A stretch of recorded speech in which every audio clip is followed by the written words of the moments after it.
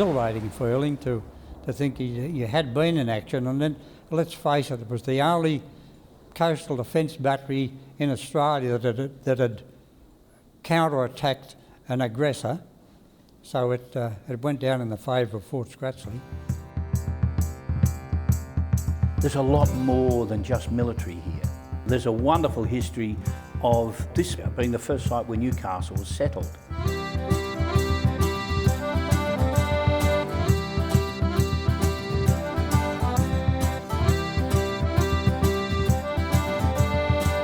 I think people should appreciate when they've got an artefact like this that they can come and see, and it represents part of the history of Newcastle.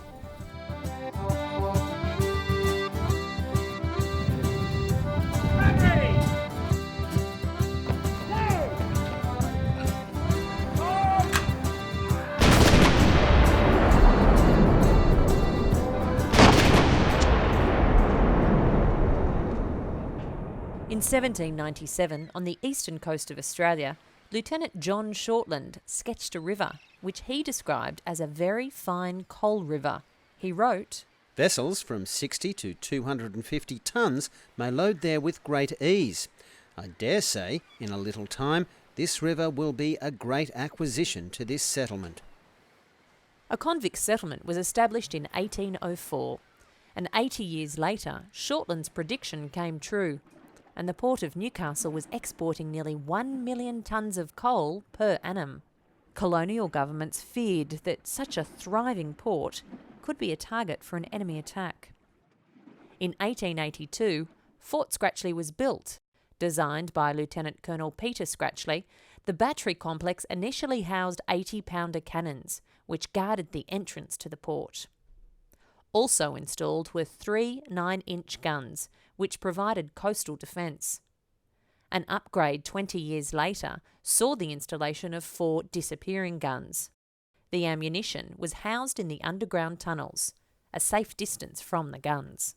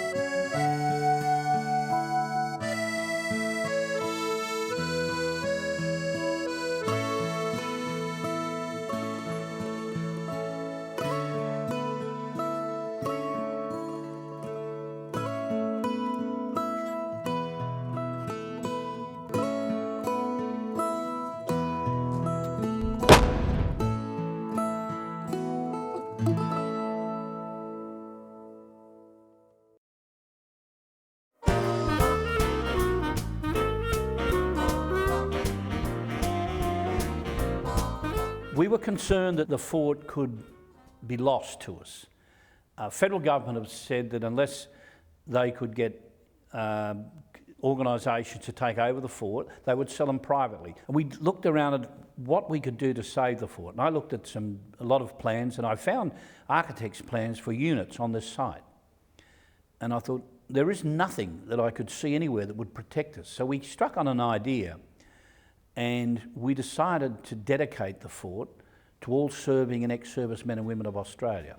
And we thought, what better person to get to do it than a Prime Minister? So we had John Howard come up here, and we had our celebrations. It was the 60th year celebration to the fort, the attack on the fort, and then we had the dedication of the fort itself. And we took the Prime Minister down to fire the 80-pounder. He was going to be the second person to fire the 80-pounder. He had 4 attempts. I had actually said after the 3rd attempt, well, that'll be it. And he said, no, we'll give it one more try. So he actually did. He had a 4th attempt. And I felt so bad for the gun crew who had worked so hard to get this gun into position, to get it to fire. And here it didn't fire. And I looked up and we'd run the gun out for firing position. When I looked up, I saw a drip coming from the ceiling in the casemate just above the gun. And it appeared as though it was, in fact, going down the fire hole and into the chamber. And I thought, beauty. So I stepped forward and I said, ladies and gentlemen, would you mind putting your hands together for the gun crew? They've done a wonderful job here today, and everybody did. And I said, it's really not their fault the gun didn't fire. If you look up now, you will see some of the disrepair in the place, and there is some water dripping down, and it's dropping right onto the fire hole, and it's obviously gone down and wet the chamber and prevented the Prime Minister from firing the gun. And he just looked at me and said, you want more money, don't you? And I said, yes.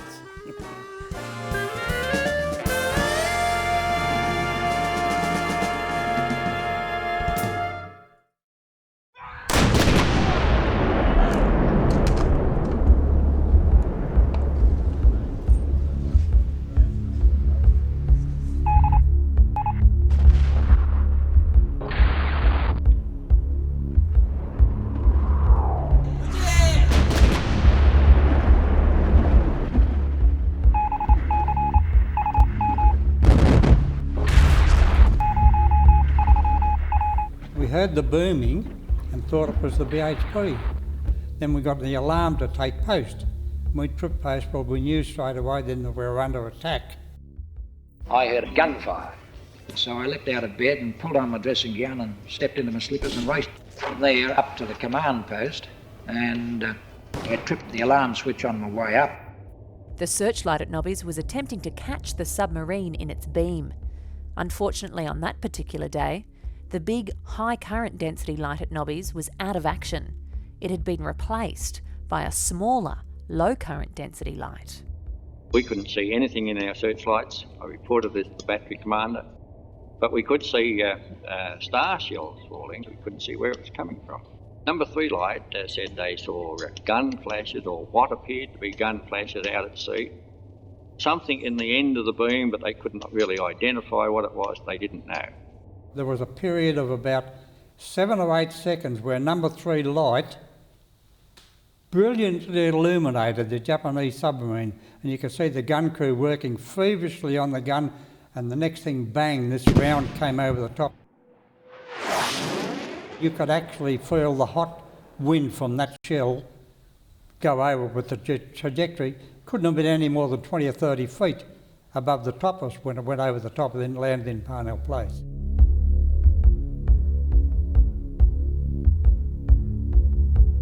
Neville's voice rang out, "Oh, Mum, come and look at this one, it's a beauty." And Mum ran out, and then we had boom. Then Mum said, "Quick, don't get up." I said, "What's wrong?" She said, "We're going to the air raid shelter." The first I remember is the sound of shells, Mum going to the balcony, opening the window, but when she looked out, she could see the star shells going across the sky, and they lit everything up. She grabbed Peter out of bed, took him inside, pulled me out of the big bed. We went down the stairs, and we had just reached the bottom of the stairs when the huge explosion came. It sounded as if the world was ending because everything shook, the glass all fell in, and I remember hiding under the stairs because we were not game to go to the public air raid shelters, which were in Parnell Park, because we would have had to cross the road where the shells actually were landing. Stan Newton was an off-duty soldier trying to get back to the fort. He describes what it was like to see the shell explode in Parnell Place. Great shower of sparks brought down the high tension wires. Momentarily I had time to see the thing starting to roll towards George Lowe's shop. Thank heavens it didn't go off immediately, or it might have been a different story. I think uppermost thought was to get back to your post on duty, and I headed straight through up into the fort. Somebody else noticed that I was bleeding pretty badly, and a piece of shrapnel just lodged in between the eye and the nose. My position was near the controls on the right-hand side of the breach, but I used to be in a position to look beyond the shield and sort of focus on where the target was And that's where I could see the Ruby going like a bat out of hell to get out of our line of fire. A stray ricocheting shell from us could have been to its detriment. We were at open sights on the gun. We weren't given any range or bearing or anything. It was just fire at the point of impact from where these flashes were coming from. The actual layers are using their sights the same as you would a rifle. They're actually focusing straight at the target. And that's the way that action was carried out that night, at gunfire. As soon as I got number 1 on, number 2 on, I ordered gunfire. Examination officer, Lieutenant Commander Jack Burgess, came the next day up to the fort and told me that the rounds, the salvos we'd fired, went clean over the Ruby, but we have his assurance and others who were on duty with him that the first salvo landed minus and the second landed at plus, which is over the target, which is confirmation of the assumption we made when the vessel stopped firing that we had got him within a bracket. We immediately corrected for our next 2 rounds and we got them away within another 30 or 40 seconds. But the old Japanese bloke was too smooth for that, he got out of sight. And our battery commander received word then from Colonel Dobson to open fire. He said, well, I bloody well have. We stood by for 3 hours and never left our post. And even on the stand down, after that 3 hours, the gun crews refused to leave their positions. They stayed up there, hoping for another whack at this bloke that had had a go at us.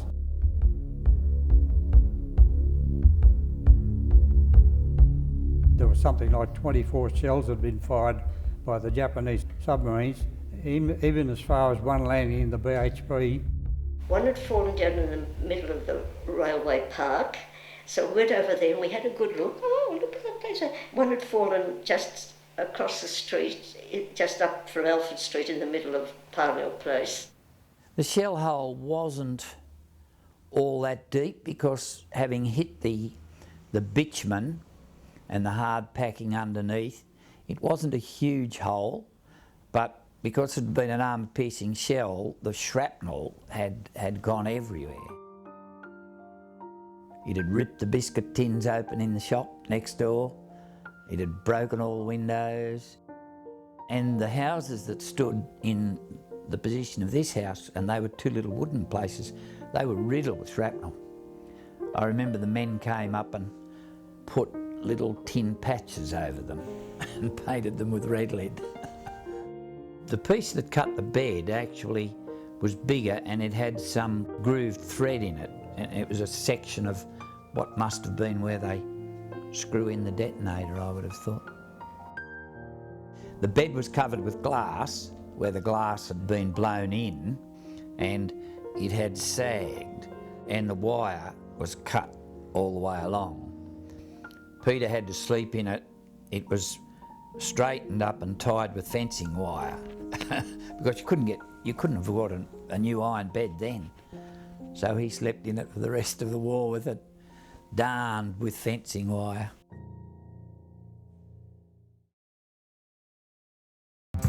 Now known for its military history, the Fort Scratchley site has many other stories to tell.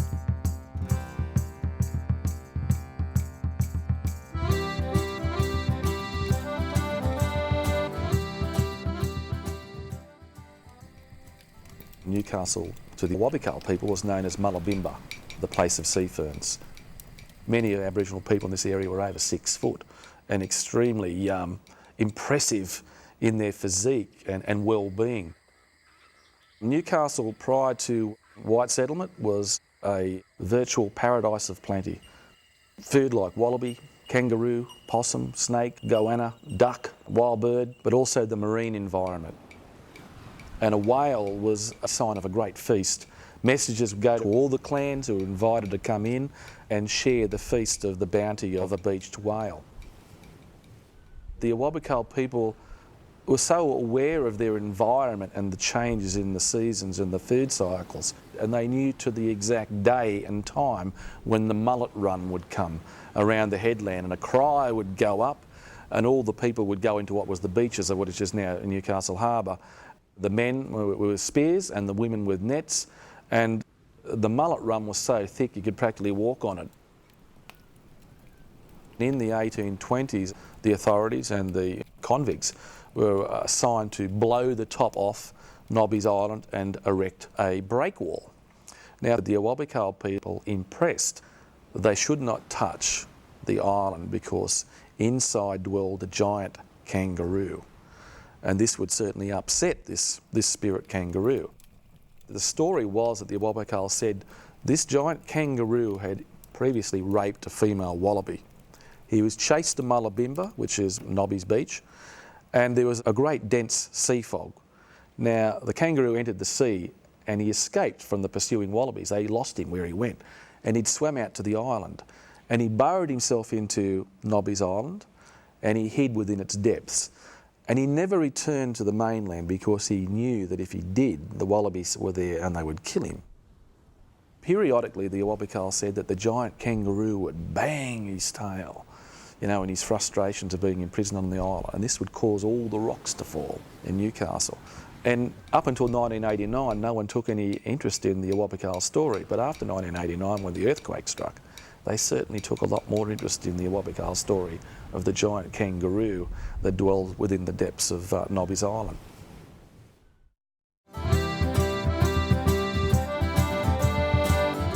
There was a coal-fired light up on that hill as a signal to shipping. Captain Allen, who was a long-serving harbour master, lived actually on the hill. I'm the great-granddaughter of Captain Henry Newton, who joined the pilot service in Newcastle in 1873 and rose through the ranks to become harbour master in 1885. The harbour master in Newcastle was paid more than that in Sydney because his duties were more arduous, with a weighty amount of work to do. The Newcastle pilots were rowed out in open whale boats to the ships. They would board the ship prior to the entry into the harbour and guide them through, and they also guide them out. In Henry Newton's time, when he joined the service in 1873, the pilots all lived around the base of the hill. Businesses would have a flag for their ships coming in. The signal master was responsible for firing the 1 o'clock gun. The signal man retained the responsibility of sounding the signals for the lifeboat. So when the lifeboat was to be launched, they would fire 2 guns. And if there was a ship on fire, they would fire 3 guns. When they built the fort originally, the signal station was moved to Nobby's just temporarily and then came back. But in 1892, they built 2 new observation posts on Fort Scratchley, which interfered with the view of the lookout man. But they found that by using a stepladder, the lookout man could still see, so they decided not to object. Colonel Taylor, who was the Royal Engineer, he wanted the pilot service to leave Signal Hill altogether, and apparently he claimed that the signal posts and flagstaff provide a target for an enemy attack. The Marine Board just wrote back saying, well, if that happened, we could just cut the masts down in a few minutes, and they didn't hear any more. So they remained there until 1914, when the station was moved to Nobby's.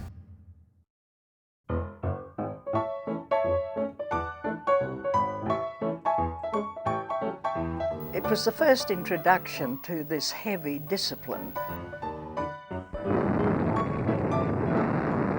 We were posted to North Head, to the coastal artillery. We lived at the Far West home at Manly while we were trained in the plotting room work, both battery and fortress. The plotting rooms, you know, were about 30 feet below the ground. And we were number 13 course to be trained by males. Eventually we came up to Fort Scratchley by train. We lived in these 2 huts, really, outside the gates of Fort Scratchley. Sometimes we were taken down to Nobby's Beach for rifle practice. We had to imagine there was a target out beyond the waves and that, and you don't pull the trigger, you squeeze it. I used to close my eyes and squeeze. Being so skinny at the time, the recoil of the rifle used to hit me on that bone there, and all the girls complained about it. So what we did, we used to get modest pads and put them, strap them. Did it work well? Yeah, we never had any bruises, believe me.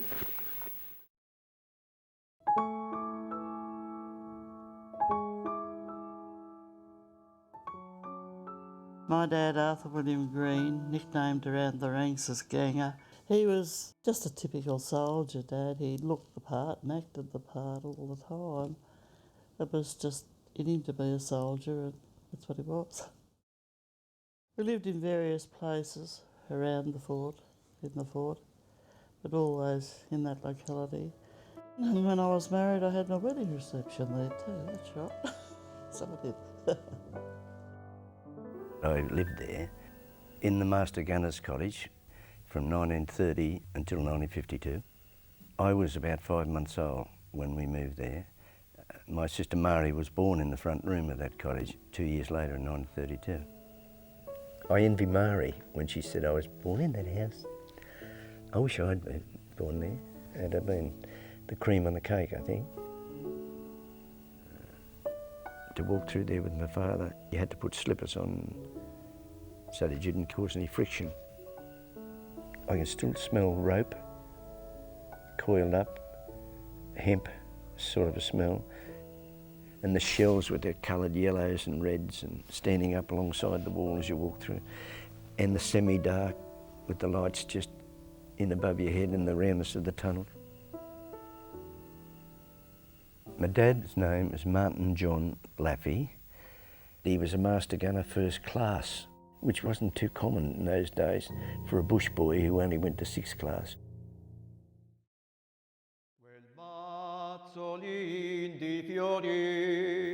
I believe they came about early 45, and they were there some 2 years, I think, until they were repatriated.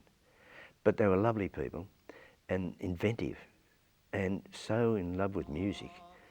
Their imprisonment, if that's the term, wasn't severe here. They were put on their honour, I suppose, more than anything else.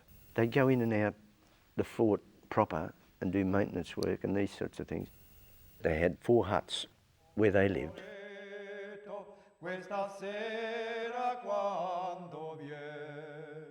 As we used to walk through the top gate down to go to work in the morning, we'd be serenaded.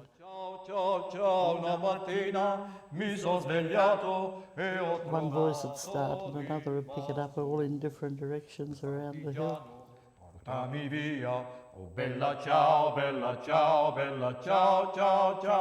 And I had one particular friend, Bruno Siniego, who came from Milan. Bruno, for example, fought the war on torpedo boats. And in fact, he made me one out of tin. And I regret that I didn't meet him again. I couldn't write to him because I didn't know his address. And suddenly they were shuffled, gone.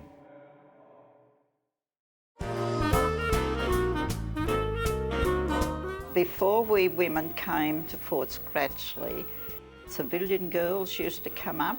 They asked me could I get some girls to go to a dance up at the fort, so the only one I could get, as I said, was my second or third cousin. She was teaching and boarding at the beaches, so we went and we had a wonderful night. The most popular song in Newcastle when we first came here was that The Girl from Kalamazoo.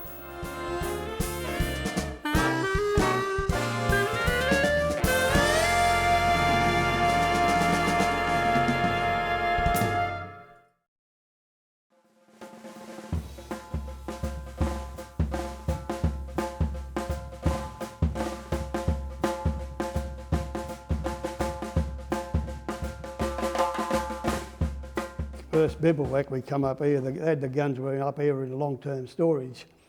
They were all pulled up pieces, everything you could get off them was off them, and put down below in the magazine. It was all greased and wrapped up and put away.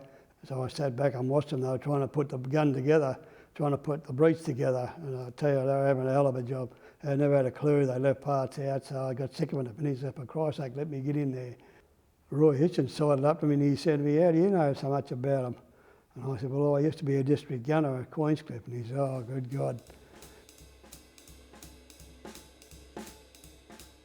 There's a fair bit of technical expertise in artillery.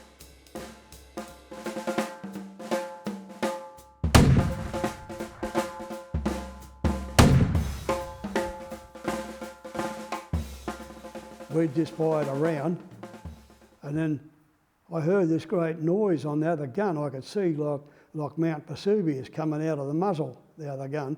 It was all these sparks stuff flying out of the gun. When they elevated the gun, the shell dropped back because they hadn't rammed it properly.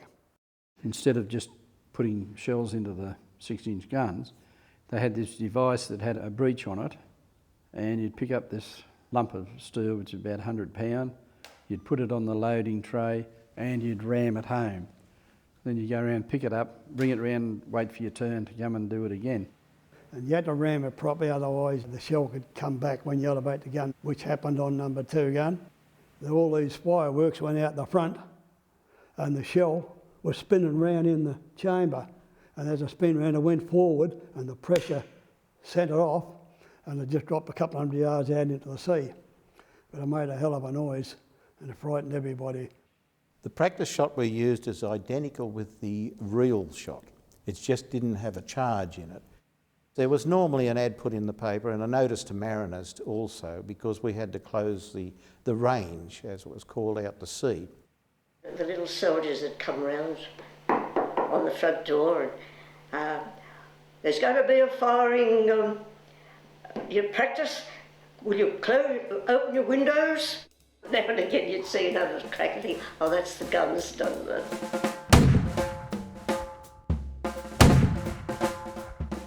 The RAF crash boat used to tow our target up and back and up and back. Well, I was on number 1 gun, I was a layer at the time, and I was firing the gun. And another order come over, number 1 gun go to bearing, it was down south. We were firing the target up this other way. And then they reported it was on bearing, and they said, fire, come over the amplifier. Well, I was looking through the telescope and I couldn't see nothing. I reported to the number 1 target obscured. He got through on the telephone and said, target's obscured. And they hung up and over it come again. Number 1 fire, target obscured. Someone stuck their head out the window. The bow police, for Christ's sake, fire that gun. So I squeezed the trigger, and just as I squeezed the trigger, I was looking through the telescope and I could see a bow of a ship just come into the telescope. And if it had been another coat of paint on the bow, it would have hit it. The shell landed right in front of it. And a splash of water 60 feet in the air, and the ship sailed through the splash. We did set fire to the hill once with a 6-inch gun. The flames come out of the gun, because a big flame, when the shell comes out, there's a massive flame comes out with it, and all the grass caught fire. We had to stop the shoot, and everybody had to race out, putting the fire out. They had a hose with a little trickle of water, and trying to put this one fire out. 1962, there was another reorganisation in the Army and they did away with coast artillery. So the coast artillery guns were then mothballed, no longer to be used. The coast artillery was abolished. 2 guns were down to be literally sold as scrap. Common sense prevailed and they were moved to King Edward Park and mounted there without their pedestals. They were up there for years, and I looked a couple of times and they were rusting away and people were pinching things off them. The unit then became equipped with 40mm Bofors guns. Bofors is an anti-aircraft quick firing gun. It can fire, probably 120 rounds a minute.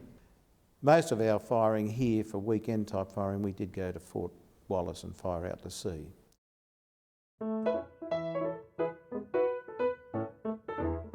One camp we came back and one of the blokes found a little lamb and it used to be in the dry ditch out the front of the fort. And Fluffy was sort of a mascot for the battery for some years. Anyhow, he grew into a rather large sheep, and every year they would shear the sheep and they'd send the wool off and get a little bit of money for it, which went back into regimental funds. And after this camp, they had a lot of bread left over. This gunner thought, oh well, rather than throw this in the garbage, I'll feed it to Fluffy in the ditch. But instead of only giving it a few slices, he gave it about 10 loaves of bread. Of course, the lamb did eat this bread. The only trouble is, bread doesn't go down too well with a sheep. The next thing, it got so bloated it almost exploded. And poor old Fluffy died. But anyhow, the boys give it a military funeral. We learned then, don't feed bread to sheep.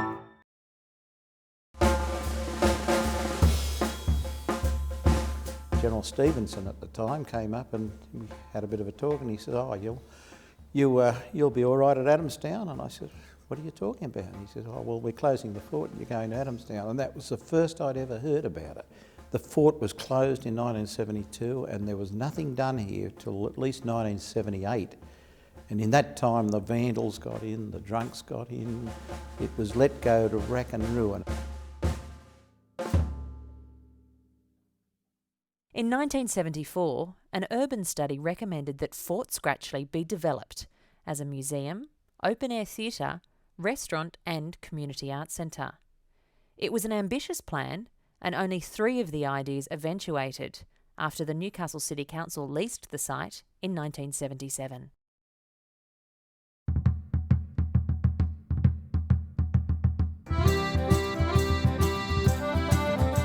When they moved there, they had a higher profile, so people learned about the fact that the Maritime Museum Society was actively, establishing a museum. Certainly the museum was well set up in all the rooms at Fort Scratchley. There were exhibitions that were being developed by the curator at the time, who was Philippa Linnell. And the boat gallery was developed during the time that I was there under another president, Doyne Lanham. And John Howe, who has since passed on, was very instrumental in the restoration projects and certainly in the Victoria II project and also in the restoration of the rocket cart. The rocket cart was used in rescues many years ago where they would shoot the rocket out with the rope attached to it. People would then climb onto the rope and climb to shore. And I suppose some of my nice memories of being at Fort Scratchley were talking to Terry and Cliff Cullen, who would talk to me about the rescues and the shipwrecks off Stockton Beach.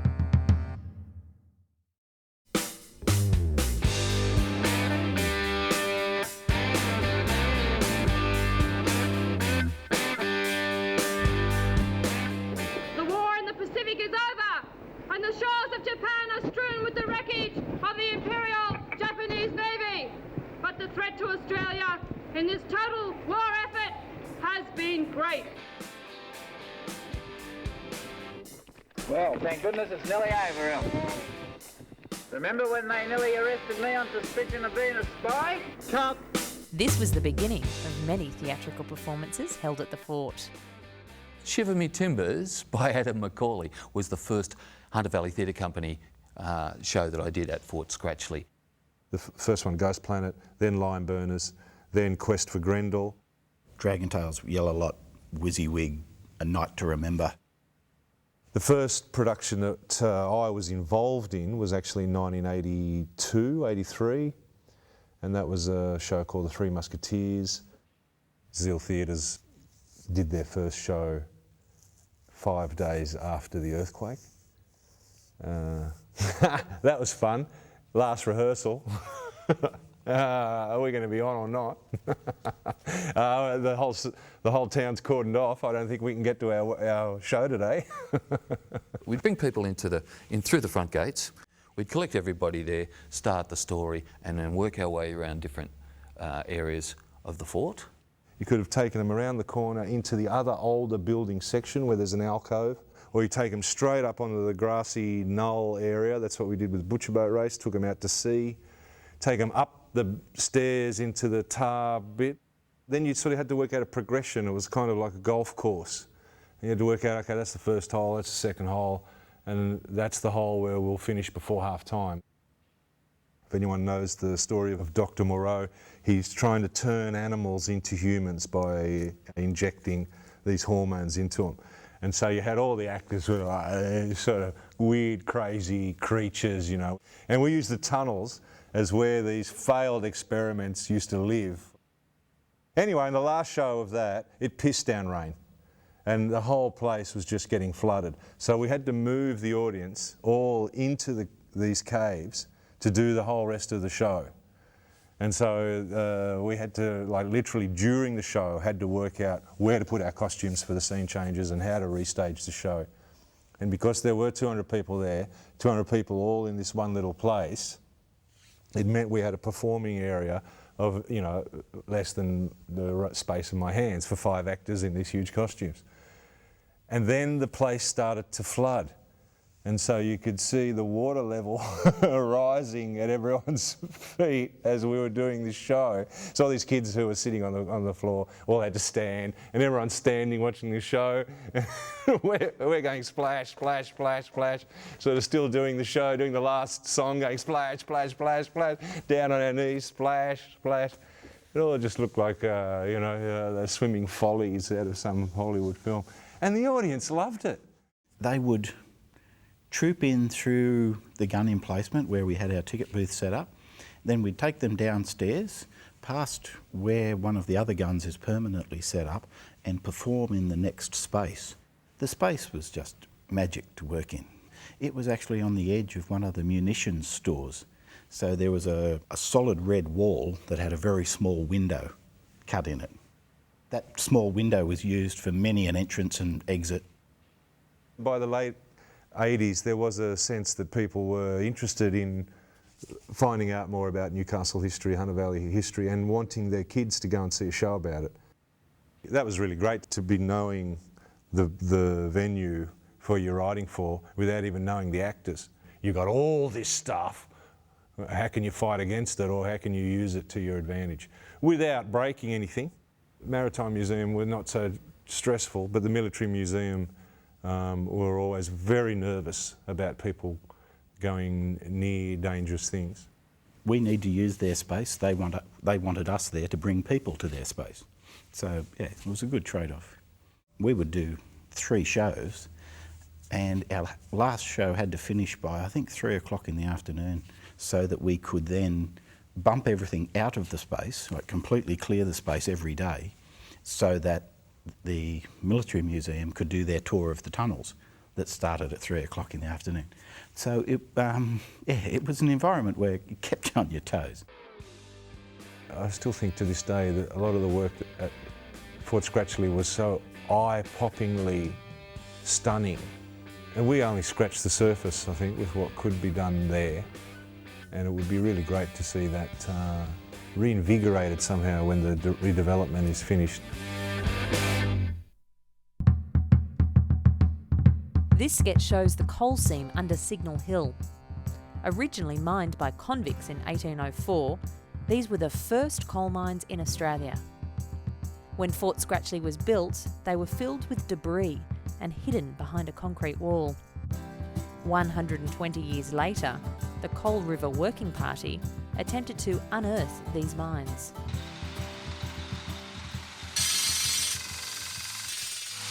What we had first off is some coal that was is the top of the seam, and it's probably poor quality coal, and they didn't actually mine it. After we went through a small layer of coal, we actually went into a void, and the void would have been the coal that was taken out, and then we actually pushed the rods further and we found the bottom of the void. By the historical records, that's how much they actually mined. So it's so exciting that we've actually found it on our first hole. We cannot believe it. The best thing is that the roof coal being intact shows that, at least in this area here, the workings haven't collapsed, and so there's a real prospect there for actually exposing the workings and having a look what's in there.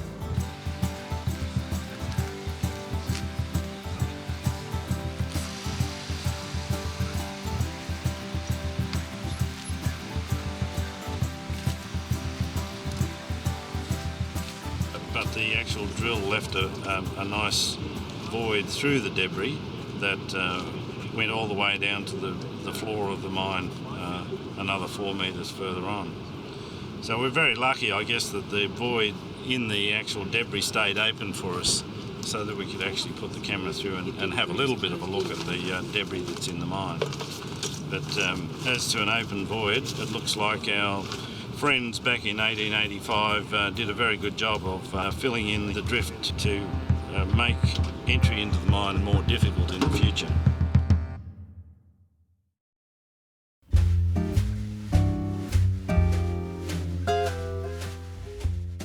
The concept by the Fort Scratchley Society was to bring them back, and they did it, and much to their credit.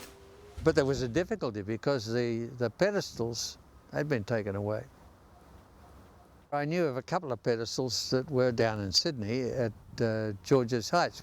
They dug all the sand out and the concrete and put the pedestals in, and they sat them on top of the pedestals. They still couldn't move them because there was no pivot inside. And they found out there was a pivot over in Perth. BHP brought it over here for us and brought up here, and they sent it out and got 2 made. They put bearings in it and the top of it and everything, and they could move the guns then, so they're quite good. And then they told me they're going to fire them, and I said, "You're mad." Because when we were doing it in 1961-62, the charge was a lot bigger. And they make a hell of a bang and a whack when they do go off. You can feel the pressure on your stomach when they do go off, great pressure. This is a 6-inch Mark 7. It's actually an old naval gun with a good gun crew, can get about 6 rounds to 8 rounds away a minute. This is the firing mechanism. We use a lanyard to release the firing mechanism. Because we can't fire anything real out the barrel, we have to improvise with gunpowder. We wrap that up to strengthen it.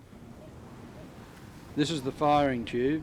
It was more or less like a 303 blank, which that means no projectiles on it. And it just fires a flame out through the obturator pad here. The gun is loaded, the breech is open first. Battery! 1 round, fire! The tube is put in the back, and when it's fully home, the lanyard is placed in there like that. And when the gun's going to fire, the lanyard's pulled, the tube goes off, ignites the cartridge in the back, and the big bang comes out the front.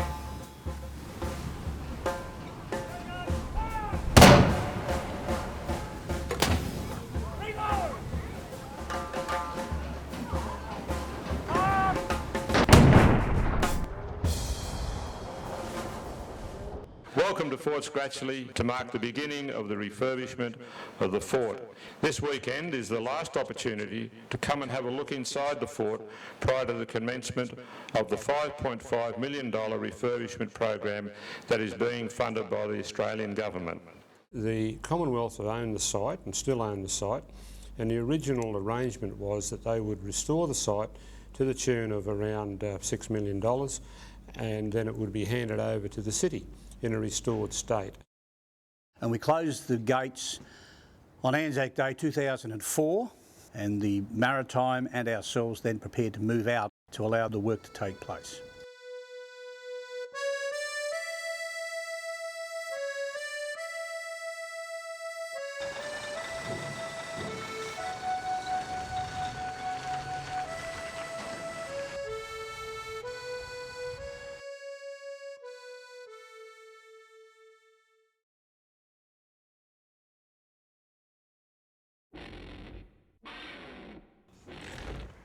This fort's just deteriorating at a great rate. The vandalism is unbelievable. This is the door lock, and it would have taken a tremendous amount of effort to smash this to the extent that it's been smashed. This is timber that was provided to the fort in 1882 for the structure, and it's old cedar timbers that you don't get anymore, irreplaceable. And if the destruction continues to occur at the rate it is, it's going to cost more to fix the vandalism problems than it is to do the restructuring of the site.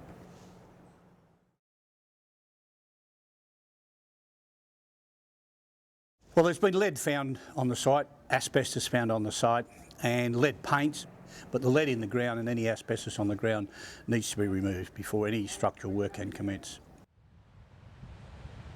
Decontamination was commenced and it is almost completed.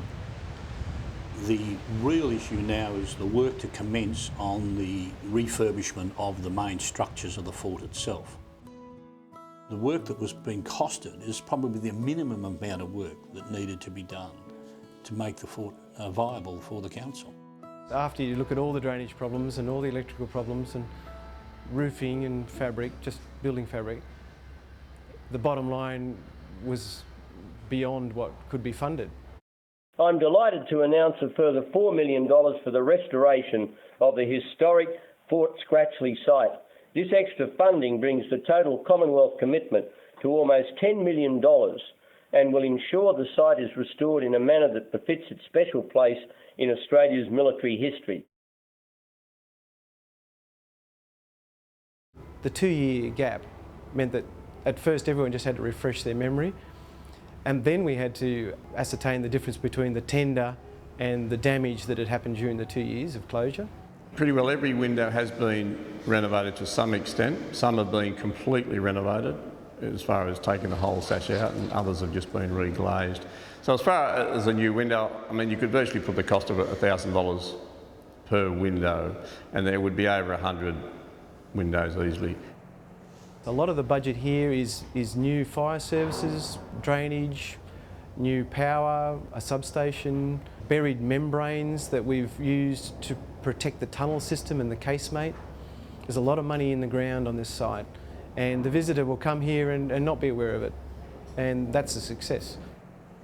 During the scoping study, I spent a lot of time on this site, crawling over it, getting to know it, learning where it was broken and leaking, thinking about ways of trying to fix it without ruining it. We got to know each other pretty well. I spent a lot of time in the tunnels, in the silence of the tunnels, marvelling at the ventilation system that they installed all those years ago. I mean, the place never smells damp. Marvelling at the amount of work to get the drainage to work in the tunnel systems. I mean, originally rainwater fell and made its way into the tunnels and made its way out of the tunnels.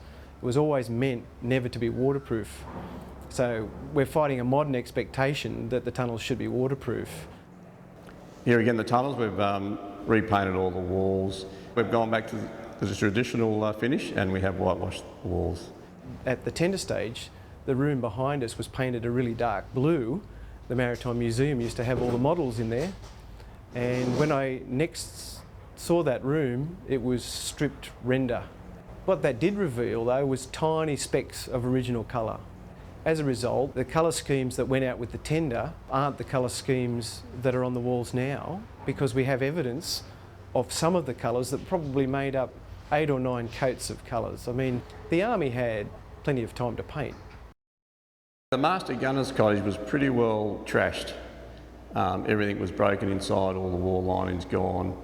We pretty well had to rebuild it to a large extent. A lot of external cladding we had to get remoulded to match the existing. Pretty well every window there has been replaced. All new wall linings internally, just try and bring it back as it was in the beginning. The observation post here again, there was pretty well nothing left of it by the time we got to it. There was remnants of the old brass windows. We're in the process of having them manufactured. We'll be installing the brass windows as they were. And we've put a new staircase outside, so you'll be able to walk up there and have a good look, and certainly get a 360 degrees of view of Newcastle. It'd be great.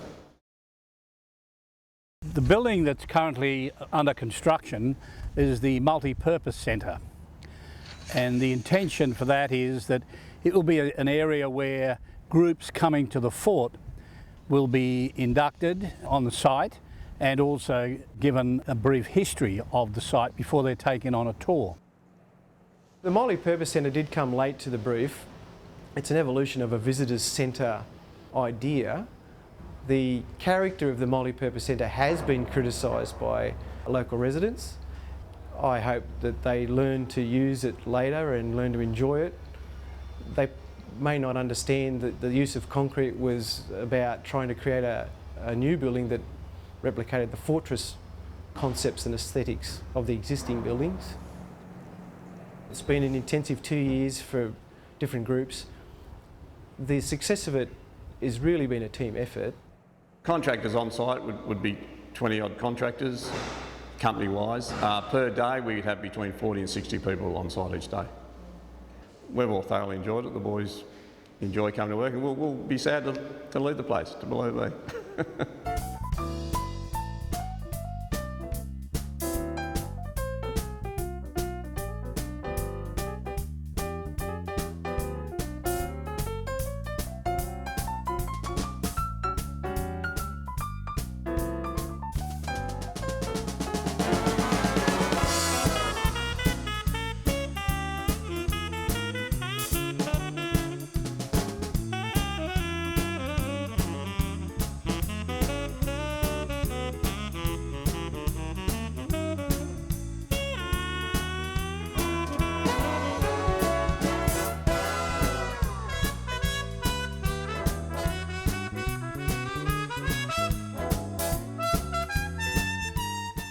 Press, yeah, that was another delay on the job, you could say, because the press required access into the site. It was pretty hairy. It was just a huge mist out on the horizon. Suddenly one of the guys ran down and said, "You're not going to believe what you're seeing. There's this huge ship just coming out of this mist and landing on the beach." It was quite spectacular and quite dangerous. It was blowing a gale, and we sort of got some photos up the top there, but we were hanging onto the fence.